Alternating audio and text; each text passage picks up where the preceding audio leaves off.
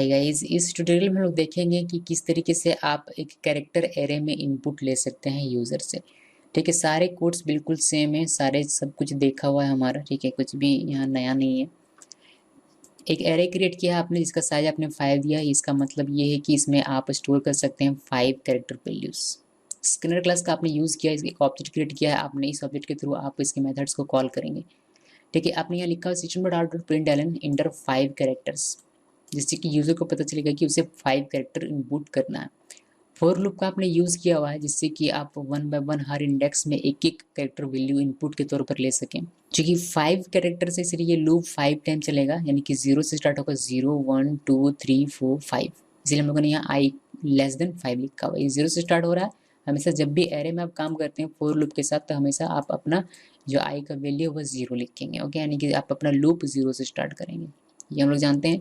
यहाँ मैंने ai equal SC next dot caret लिखा हुआ है। इसका हम लोग मतलब जानते हैं पहले से। पिछला ट्यूटोरियल अगर आप लोगों ने देखा हुआ तो इसका हम लोगों ने डिस्कस किया हुआ है। कैरेट क्या करता है? कैरेट एक कैरेक्टर वैल्यू रिटर्न करता है जो इसको इंडेक्स में दिया जाता है। ठीक है, ओके। यहाँ आई लिखा हुआ है जिससे कि क्या होगा कि ये हर इंडेक्स के साथ ये चेंज होता जाएगा। यानी कि जब पहली बार ये लूप चलेगा तो A0 में पहला कैरेक्टर वैल्यू स्टोर होगा, फिर जब ये लूप चलेगा तो A1 में स्टोर होगा, इसी तरीके से A2 में, फिर इसी तरीके से A3 में, देन A4 में। तो एक एक कैरेक्टर हर एक इंडेक्स में फिल होता जाएगा। उसी तरीके से इसी तरीके से हम लोग इसको प्रिंट भी कर लेंगे। बस यहाँ हम लोगों ने ये जो इनपुट करने का लगाया है जो स्टेटमेंट, इसको हम लोग चेंज करके प्रिंट वाला स्टेटमेंट लगा देते हैं, तो इस तरीके से प्रिंट होने लगता है। यानी कि A0 में जो है वो डिस्प्ले होगा, फिर ये दूसरी बार जब ये लूप रन करेगा तो A1 में जो होगा वह डिस्प्ले का होगा, फिर A2 में, फिर A3 में, फिर A4 में। ये i का वैल्यू इंक्रीज हो रहा है। कैसे?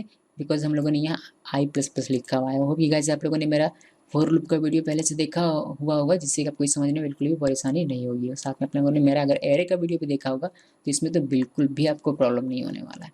ठीक है, इसका यूज़ आप लोग, यानी कि अगर आप चाहें तो आप इनहेंस्ड फॉर लूप का, जैसे कि मैंने यहाँ लिखा हुआ है, इनहेंस्ड फॉर लूप का भी आप यहाँ यूज़ कर सकते हैं, लेकिन आप ये प्रिंट नहीं कर पाएंगे। सिर्फ आपका जो वैल्यू है कैरेक्टर का वह आप डिस्प्ले कर सकते हैं। ठीक है, तो इसको रन कर लेते हैं। सबसे पहले रन करते हैं, इसमें कुछ भी बात करने के लिए हमारे पास है नहीं। ओके, तो इंटर 5 कैरेक्टर, तो इंटर करते हैं कोई भी 5 कैरेक्टर, जैसे कि G लिखा मैंने, E लिखा मैंने, 2 हो गया हमारा, एक और E लिखा मैंने, K लिखा है, 4 कैरेक्टर हमारा हो गया। एक लास्ट कैरेक्टर बचा हुआ। देखिए, एक चीज़ मैं आपको और बता दूं कि हम लोग यहाँ स्ट्रिंग लेते हैं, लेकिन इसका हम लोग क्या रिटर्न करते हैं, सिर्फ एक कैरेक्टर वैल्यू, जो कि इस जहाँ जिसका इंडेक्स 0 होगा। आप चाहें तो यहाँ आप पूरा एक स्ट्रिंग लिखिए, जैसे कि सोज पूरा लिखिए। ठीक है, लेकिन ये सिर्फ इस 0 इंडेक्स को ही आपको डिस्प्ले करके दिखाएगा, ये बाकी के ये दिखाएगा नहीं। तो 5 कैरेक्टर तो हमारा हो गया। जैसे आप इंटर प्रेस करेंगे तो आपको यहाँ आउटपुट स्क्रीन पर दिखाई देगा ये सारे result, G E E K और S। यहाँ आपने इंटर किया था इतना सारा वर्ड, लेकिन ये सिर्फ एक वर्ड को रिटर्न करता है जो कि इसका इंडेक्स है 0, और वही आपको दिखाई देता है। ठीक है, ओके। सो आई होप कि ये सारी चीज़ें आपको समझ में आ गई होंगी। ठीक है, और इसका एक और हम लोग पार्ट देख लेते हैं 2D एरे का इसी में। ठीक है, बिल्कुल वैसे ही होगा, बस उसमें 2D एरे होगा और वो एरे की तरह ही काम करेगा। इसमें तो स्ट्रिंग की तरह काम करता है नहीं, स्ट्रिंग की तरह काम करता तो और मज़ा आता है हमें। कोई बात नहीं, इसका अपना अपना फीचर है, सभी का अपना अपना तरीके यूज़ करने का है। ओके, तो चलिए इसका 2D एरे का भी देख लेते हैं। 1D एरे का तो हम लोगों ने देख लिया। ओके, ये हमारा 2D एरे का कोड है। इसमें मैंने लिखा हुआ है कैर ए, और इसको मैंने साइज दिया हुआ है 3 और 4 का। ओके, 3 4 मतलब 3 इंटू 4, यानी कि टोटल ऑफ 12 कैरेक्टर्स इसमें स्टोर कर सकते हैं। ठीक है, इसलिए मैंने लिखा हुआ है system dot out println inter 12 characters, user 12 characters input कर सकता है। ठीक है, यहाँ जो सी में था, सी में क्या था कि आप 2D एरे बनाते हैं, उसका साइज देते हैं, तब उसमें स्ट्रिंग होल्ड कर सकते हैं, लेकिन यहाँ पे स्ट्रिंग नहीं होल्ड कर सकते। यहाँ आप कैरेक्टर मतलब कैरेक्टर ही होल्ड कर सकते हैं।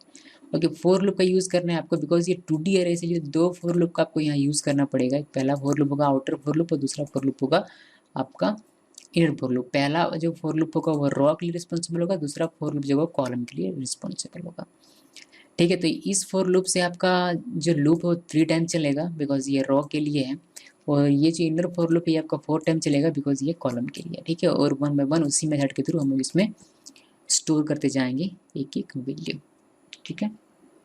इसको एक्सप्लेन करने की आवश्यकता है, चलिए एक बार इसको एक्सप्लेन कर देते हैं जिससे कि ये भी आपका क्लियर हो जाएगा, ठीक है। ये लूप जब पहली बार रन करेगा, ये लूप पूरा एग्जीक्यूट होगा तो आई का वैल्यू 0 होगा और ये ट्रू होगा तो ये अंदर के कोड को एग्जीक्यूट करेगा। फिर अंदर आएगा तो ये यहाँ एक और फॉर लूप है इसका, इसमें जे का वैल्यू 0 होगा, ये ट्रू है तो ये अंदर के कोड को एग्जीक्यूट करेगा। यहाँ भी क्या है कि ए 0 0, आई का वैल्यू भी 0 है और जे का वैल्यू भी 0, तो ए 0 0 में स्टोर हो जाएगा जो भी पहले ही बार आप इनपुट कीजिएगा वह, ठीक है।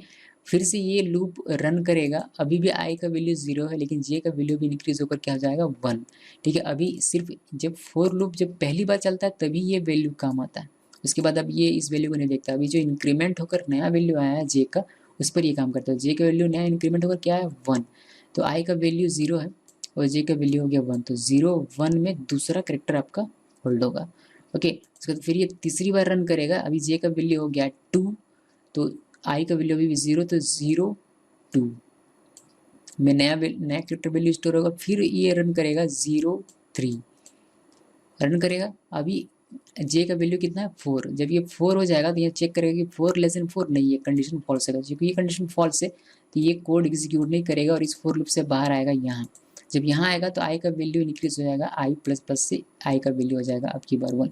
ये कंडीशन चेक करेगा कि क्या आई लेस देन 3 यानी कि 1 लेस देन 3 हाँ है, तो ये अपने कोड को एग्जीक्यूट करने की परमिशन देगा। जब यहाँ आएगा तो यहाँ इसको एक फॉर लूप मिलेगा, अभी आई का वैल्यू 1 है और जे का वैल्यू फिर से कितना हो जाएगा 0, तो ये चेक करिए कंडीशन कि जे लेस देन 4 है, 0 लेस देन 4 है, हाँ है, ट्रू है, तो इसको आप एग्जीक्यूट कीजिए।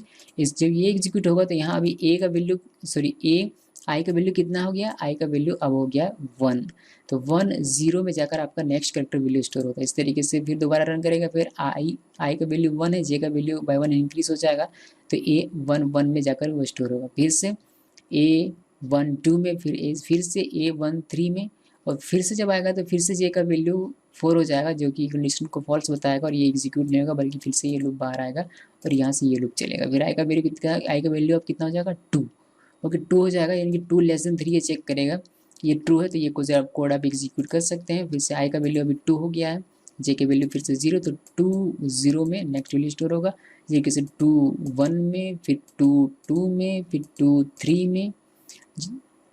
जब जे का वैल्यू फिर से 4 हो जाएगा तो ये कोड एग्जीक्यूट नहीं होगा बल्कि यहाँ से यहाँ बाहर आएगा और आई का वैल्यू अब की बार कितना हो गया 3, तो 3 लेस देन 3, 3 लेस देन 3 नहीं है, ये भी फॉल्स, तो ये पूरा का पूरा कोड स्किप और नीचे ये कोड एग्जीक्यूट होना स्टार्ट होगा, ठीक है। यहाँ तक क्लियर है? आई होप कि गाइस आप लोगों को समझ में आया होगा, अगर नहीं आया तो कमेंट कीजिएगा, हम लोग फिर से डिस्कस करेंगे, ओके। तो इसको रन करते हैं और रन करके 12 कैरेक्टर्स हम लोग इनपुट करते हैं जल्दी जल्दी से, ओके। आप चाहे तो एक पूरा का पूरा स्ट्रिंग भी इनपुट कर सकते हैं इस तरीके से, लेकिन इसमें सिर्फ 0 में जो 0 जिसका इंडेक्स है उसी को इनपुट के तो मतलब आपको इस डिस्प्ले करके दिखाएगा। जैसे हम लोगों ने फर्स्ट टाइम लिखा हुआ है गीकी पूरा का पूरा, इसको एंटर करते हैं हम लोग और यहाँ हम लोग लिखते हैं ABCD और कुछ भी लिखते हैं, ओके। हम लोगों ने 15 कैरेक्टर लिख दिए, 12 कैरेक्टर हम लोगों ने लिख दिया। देखिए सबसे पहले आपने लिखा था पूरा का पूरा गीकी, लेकिन ये पूरा का पूरा नहीं आया, सिर्फ इसका जो इंडेक्स है 0 वही आपका यहाँ दिखाई दे रहा है जी। बाकी में ABCD जो भी आपने लिखा हुआ है वो सारे के सारे अपने अपने जगहों पर जाकर स्टोर हुए हैं, ठीक है, ओके। सो ये है आपका 2D एरे कैरेक्टर के साथ, बस इतना ही है इसमें कैरेक्टर में, ठीक है। कैरेक्टर में हम लोगों ने काफ़ी कुछ सीखा। आई होप कि गाइस आप लोगों ने भी सीखा होगा। Thanks for watching.